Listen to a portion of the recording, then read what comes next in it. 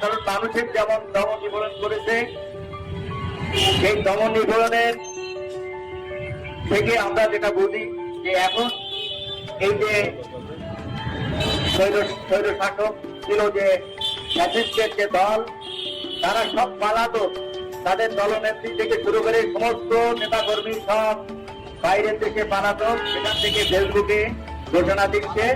আর কিছু দুষ্কৃতিকারী তারা এই দেশে বিভিন্ন আগুন সংযোগ থেকে শুরু করে বিভিন্ন জায়গায় অনাকাঙ্ক্ষিত কিছু ঘটনা ঘটাচ্ছে। তো আজকে আমাদের 13 তারিখে ওনাদের নাকি লকডাউন ঘোষণা করছিল। লকডাউন তো হবেই না, প্লাস এখানে যে ধরনের ওরা নাশকতার চেষ্টা করবে সেটা সর্বস্তরের মানুষ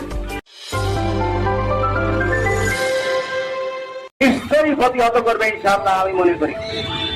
জাতীয় নাগরিক পার্টির সকল স্তরের মানুষ বা ফ্যাসিস্ট আন্দোলনের সকল স্টেক হোল্ডাররা সব সময় সর্বক্ষণিক মাঠে থাকবে, আইন শৃঙ্খলা বাহিনীর সহায়তা করবে। এবং আমি যেটা মনে করি, আওয়ামী নাশকতার বিরুদ্ধে অবস্থান কর্মসূচি, এই অবস্থান কর্মসূচিতে নাগরিক পার্টি এনসিপি প্রধান সমন্বয়ের সুন্দর বাংলাদেশ বিনির্মাণে যখন ডক্টর ইউনূসের সরকার যখন ছাত্রদের জুলাই আন্দোলনের মাধ্যমে